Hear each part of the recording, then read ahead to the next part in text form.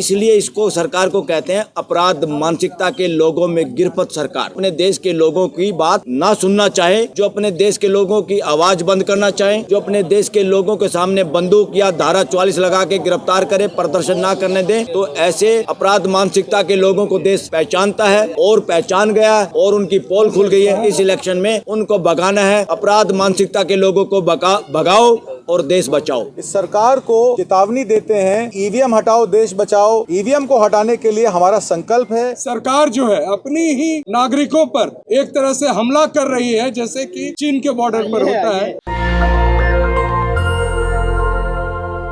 कि जो मैं कहना चाहता था,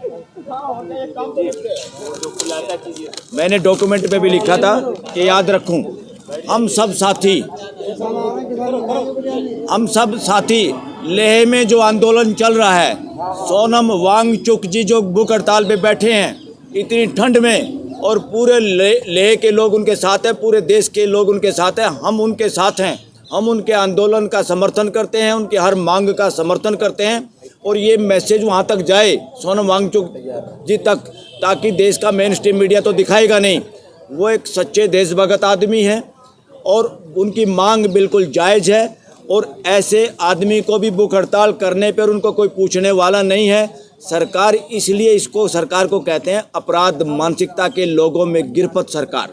अपराध मानसिकता क्या होती है? जो अपने देश के लोगों की बात ना सुनना चाहे, जो अपने देश के लोगों की आवाज़ बंद करना चाहे, जो अपने देश के लोगों के सामने बंदूक या धारा 44 लगा के गिरफ्तार करे, प्रदर्शन ना करने दें, और उनको खून मुँह लगा हुआ है, तो ऐसे अपराध मानसिकता के लोगों को देश पहचानता है और पहचान गया और उनकी पोल खुल गई है। इस इलेक्शन में उनको भगाना है। अपराध मानसिकता के लोगों को भगाओ और देश बचाओ। Thank you very much sir. सम्मानित मंच, यहाँ उपस्थित सभी सामाजिक संगठन, नागरिक संगठन, किसान यूनियन, मजदूर यूनियन और कमेरा वर्ग, आप सभी का इस प्रोग्राम में स्वागत है। आज हमारा साझा किसान मजदूर मोर्चा नई दिल्ली में नेशनल टीम गठित हुई है, जिसमें 100 से ज़्यादा संगठनों ने आज मीटिंग में कुछ फैसले किए हैं।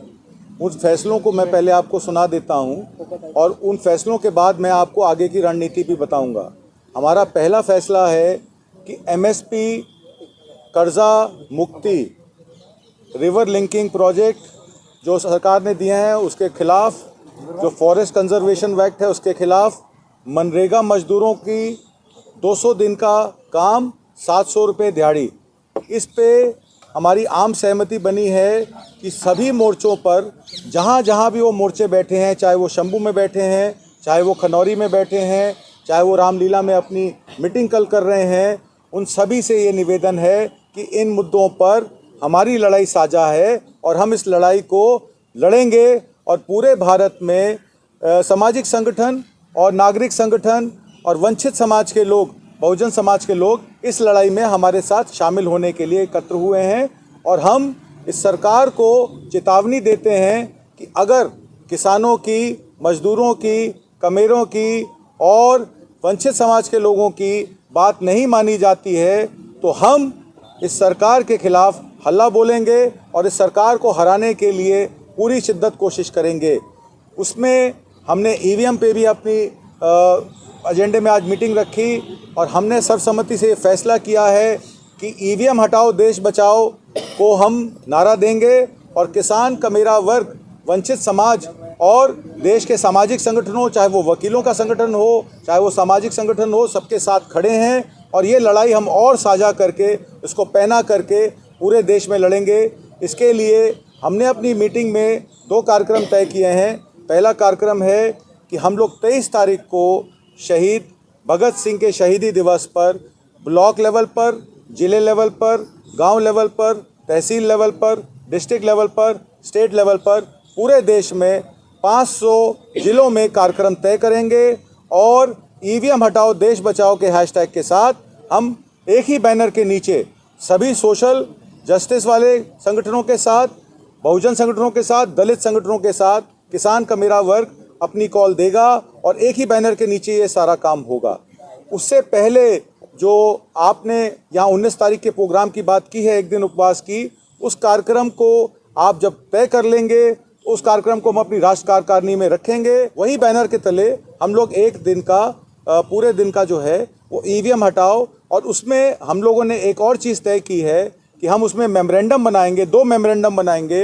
एक किसान की मांगों को लेकर मेमोरेंडम बनाएंगे और एक मेमोरेंडम हम बनाएंगे ईवीएम हटाओ को लेकर, और दोनों मेमोरेंडम जिले लेवल पे, तहसील लेवल पे, स्टेट लेवल पे का अधिकारियों को दिए जाएंगे, और राष्ट्रपति के नाम भी एक चिट्ठी बनाकर हम वो यहाँ पे नई दिल्ली में साझा करेंगे। तो ये लड़ाई अब और पैनी होगी। ईवीएम को हटाने के लिए हमारा संकल्प है कि जब तक बैलेट से चुनाव नहीं होगा, निष्पक्ष चुनाव नहीं होगा, संविधान नहीं बचेगा, देश नहीं बचेगा, और क्या पता 2024 के बाद इलेक्शन ही नहीं होगा तो ना किसान रहेगा, ना कमेरा रहेगा, ना ज़मीन रहेगी, ना हम रहेंगे, ना आप रहेंगे। तो ये मामला बहुत गंभीर है और इसको गंभीरता से लेकर सभी लोग इस पे एक लड़ाई को एकजुट करेंगे, पैना करेंगे, और आने वाले समय में इसको आप प्रखर रूप से पूरे हिंदुस्तान में सड़क पर, तहसील पर, गांव पर देखेंगे। मैं अब चाहता हूं गुरमुख सिंह जी अपनी बात कहें। 3-4 प्रमुख, सभी प्रमुख साथी हैं।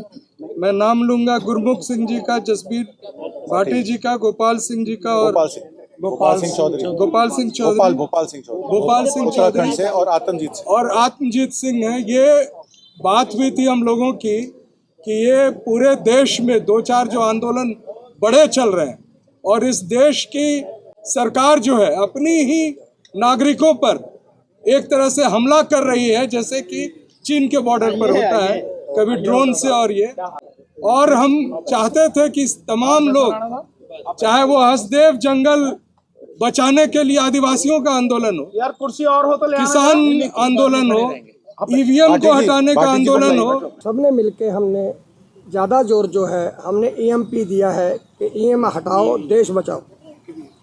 उसी के ऊपर ही चर्चा हुई है, और जो 23 तारीख को बताया है आत्मा जी ने, उसके अंदर ब्लॉक लेवल पे जो है वो सभी को हम कॉल देंगे, अपने अपने संगठन है सारे के भी इसको ज़्यादा से ज़्यादा मनाया जाए, और ये मनाएंगे। और दूसरी बात ये है कि जो हमारे जो जगह जगह पे हमारे मोर्चे लगे हुए हैं, उसको हम ये साझा मोर्चा जो है अपनी पूरी टीम जो है उनके पास भी जाएगा, और उनको एक करने के लिए जो है एक अपना पुरजोर अपना साझा मोर्चा उनका पूरा जोर वो करेगा। और कल जो है बढ़ चढ़ के हम जो है उसके अंदर भाग लेंगे। जो 14 तारीख को जो कल की कॉल है एसकेएम की, उसके अंदर भी हम पूरा जोर लगाएंगे, और उनके साथ जो है किसान और मजदूर मिलकर जितने भी हैं वहाँ हम जो है पूरी ताकत के साथ वहाँ पहुँचेंगे। नेशनल दस्तक की आपसे गुजारिश है कि अगर इसको बचाना चाहते हैं तो नेशनल दस्तक को सब्सक्राइब करने के लिए रेड कलर के सब्सक्राइब बटन को दबाएं, फिर बेल आइकन की घंटी दबाएं। नेशनल दस्तक को बचाने के लिए बहुत जरूरी है कि हर खबर को शेयर करें, लाइक करें, कमेंट जरूर करें।